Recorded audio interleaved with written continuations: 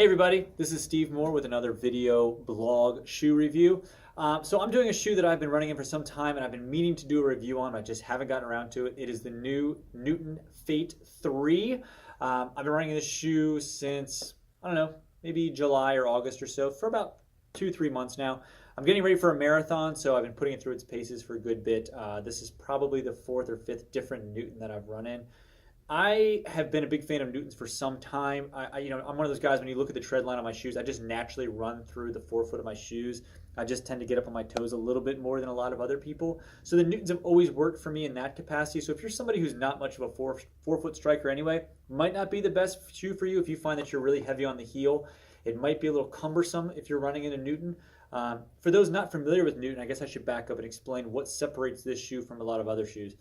Newton's a small company out of Boulder, Colorado, and they put these neat little compressed air pockets over the toe box. If you can kind of see through the forefoot here, these little ledges here, they're full of compressed air. What happens is as you step down, they compress, and as you lift off, they expand. So it's designed to sort of propel you forward. They call it their pop technology. And in the Newton family, there's a bunch of different levels of pop. And some shoes even have less lugs than others. So there's a whole bunch of different things going on with Newton. So depending on the type of runner that you are, there could be potentially a Newton that lines up for you specifically. I like the Fate a lot. I liked the Gravity before a good bit, and I switched over to the Fate because I wanted a little more cushion and a little more heel to toe drop. The Fates come in at 4.5 heel to toe drop, which is actually seems like a low number. That's actually pretty high for Newtons. Most Newtons are anywhere between like 1 to 3 millimeter heel toe drop. So this is actually a pretty cushioned, pretty high heel toe drop shoe from the Newton family. And the lugs sit out, as you can kind of see them, but it's not their most aggressive. This is sort of right in the middle of their family in a pop 2. And I kind of like that because I'm getting ready for a marathon, so I'm doing some longer runs. And I just wanted to have a little bit more, even though I love Newtons, I have some calf issues from a long ago injury, and I noticed over time, if my heel toe drop is too low, it tends to bother my calf a little bit. So the Fate seems to be a good sweet spot for me. Some of the changes that they made from version 2, I'm also a fan of. The first one is they widen the toe box. Not that the Fate 2 was narrow, but I have a little bit wider of a forefoot, and when I would put my Newtons on, I could see myself pushing out on the sides. No more on the 3. I really do feel like I have an extra bit of width there. It feels a pinch heavier. It's 9.1 ounces on the guy's side, but still plenty light for a shoe that you can be doing long distance in. And I've done up to 16 miles long, and I'm doing 18 miles in about 12 hours, and I'm going to be doing them in my Fate 3s. So you can go a long ways in it, and at this point, I'm most likely going to do my upcoming marathon of my Newtons as well. I feel myself much more energized when I'm running into it. And it does, when I start getting tired on those longer miles, having those lugs that are encouraging you to be a forefoot striker, they really do encourage you to be a forefoot striker. You know, you tend to, as you get in the longer mileage, get back on your heels a little bit more. And so when you're getting into those heavy double-digit runs and you start feeling yourself coming back, these Newtons are encouraging you to get it back up.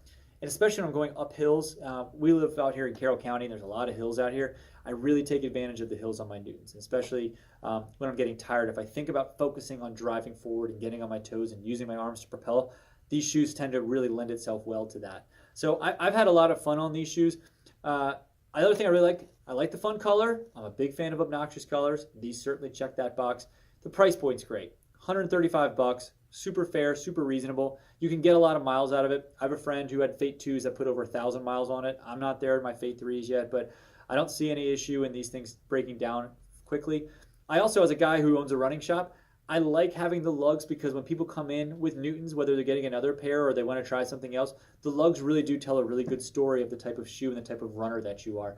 They'll start to break down and you can see, oh, you know what? I'm landing too much on the medial side. Maybe I should step up to something like the Kismet or maybe put a little more structure into it or vice versa. I just like the way that the outside breaks down as far as looking to see what your tread patterns look like. One thing I didn't love about the Fate 3s, and again, this could just be a me issue.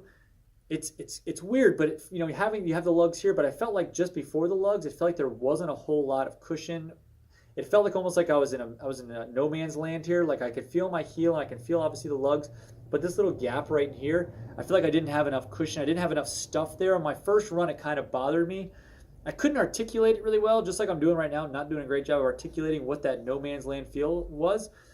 So I threw a super feed in here and it completely fixed it. I don't know, it seemed to just fill in that little gap in the shoe that was lacking for me.